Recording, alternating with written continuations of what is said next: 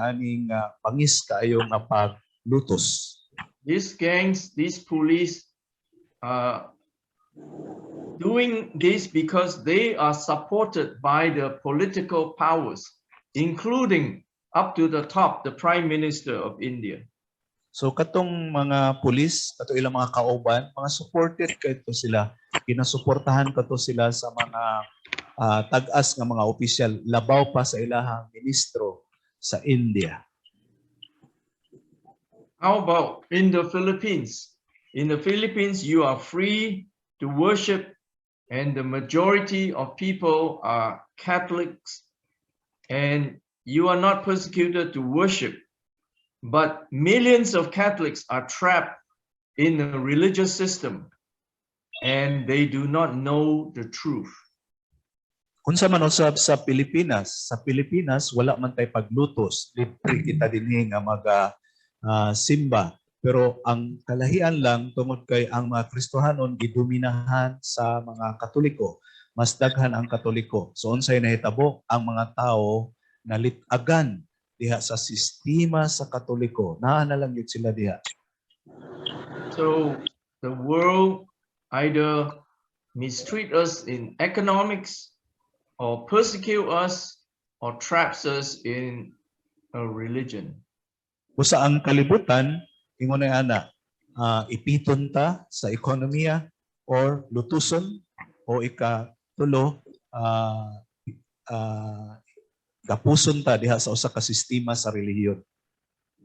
That's why God wanted to judge this world, and in the Old Testament he judged Pharaoh and Egypt, and even the armies of Egypt were buried in the Red Sea. This is God's judgment on the Kini ang world. hinungdan nga hukman sa Dios ang kalibutan. Sama kang paraon, gihukman sila, gilubong sila dito sa dagat nga mapula. The world is not a paghukom sa place Diyos. where we belong. Ang kalibutan dili kini ang dapit nga angayan kita magpuyo. I said God sent 10 plagues. The last plague on Egypt was the killing of the firstborn in each household. Sa akong giingon nga gipadalaan sila sa Dios og pulo ang mga hampak ug ang ikanapulo mo ang pagpamatay sa mga panganay.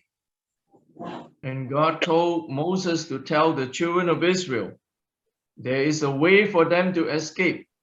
They have to find a lamb called the Passover Lamb, to kill this lamb and put the blood on the doorpost and on the lintel of the house. O gisultihan sa Dios si Moises nga adunay paagi para makalingkawas gikan niini.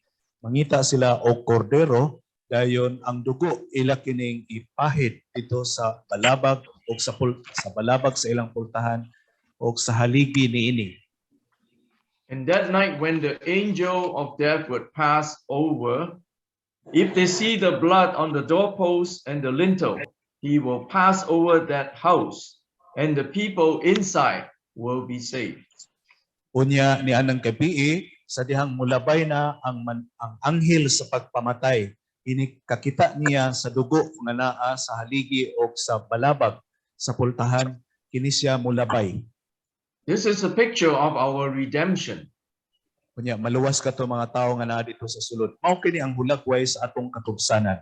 The angel only sees the blood. He does not see the condition of the people inside. If he sees the blood, he will pass over, and ang manulunda, people will not be judged. Ang manulunda igo lang nga mutan-aw sa katutuang dugo nga naa dito sa balabag o sa haligi. Dili na niya tan-awon kung unsa ang kahimtang sa mga tao nga naa dito sa sulod. So we can see our redemption is not based on our condition or our behavior. It is only based on the blood of the Lamb. Makita nato dinhi nga ang basihanan sa atong kaluwasan dili ang atong maayong gawi, dili ang atong kinaiya, kundi base lamang gayud sa dugo. That night, that Passover lamb that was killed was roasted with fire. Unya ni atong gabiuna kadtong kordero nga ilahang gipatay, isugba kadto. The Passover lamb is representation of Christ. Christ, when he was on the cross, was judged by the fire of God's judgment. Ang kordero sa Pasko naghulagway kadto kang Kristo. Gihukman siya pinagi sa He paghukom. bore the judgment on our behalf for our sins. He took Ipasa niya, our curse upon himself. ipasa niya ang paghukom nga para sa atong kaugalingon. And because he is the Lamb without blemish, he passed the judgment.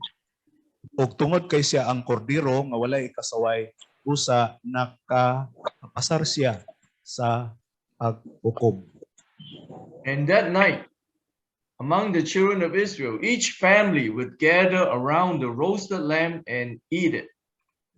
Kunya niadtong gabi una, ang tibuok pamilya mag-alirong sila dito sa kordero na ilahang ihaw dayon ila katong kaunon. Christ has to be the center of our fellowship. We gather around, just like the children of Israel, around this lamb. And he is the one as the lamb for our food and supply. Si Kristo kinahanglan mao ang sentro sa atong panag-ambitay. Sama sa Israel, nag-alirong sila alang sa pagkaon ni atong kordero sa Pasko. They have to eat the lamb with unleavened bread. Ilang kaunon katong kordero uban sa tinapay nga walay igpapatubo. In the Bible, leaven is a sign of evil or sin. So to be unleavened means to be holy without sin. Sa Biblia, ang igpapatubo nagpasabot sa sala. Busa ang pagkaon sa tinapay nga walay libadura nagpasabot sa pagkabalaan. This feast of unleavened bread that they celebrated was for 7 days. O kini nga pagfiesta sa pagkaon sa tinapay nga walay libadura pagahimuon sulod sa 7 ka adlaw. It means that this feast that God has ordained is for our entire lives. Kini nga fiesta nagpasabot nga gitudlo kini sa Dios para sa atong tibuok nga kinabuhi.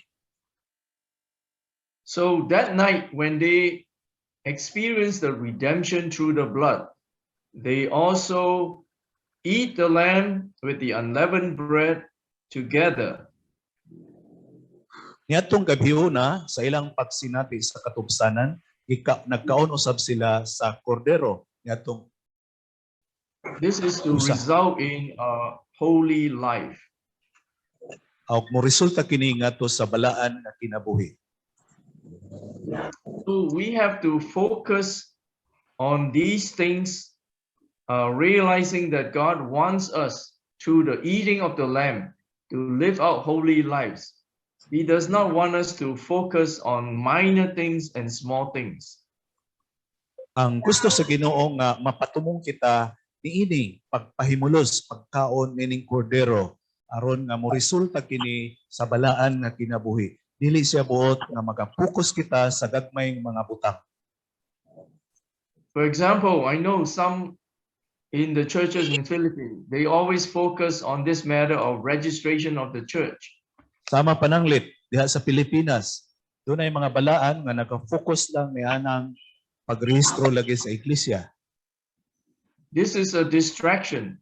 By focusing on this, you use it to beat other brothers and sisters, and you think you are fine because you are not registered and the others are wrong.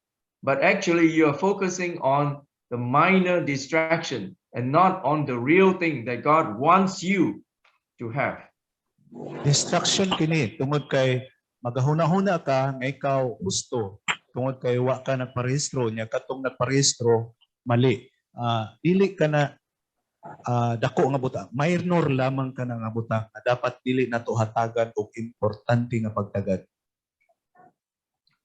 We eat this lamb with the bitter herbs, which means referring to the sufferings that Christ experienced. Nagakaon kita sa utanon nga mapait, nagpasabot kini sa mapait nga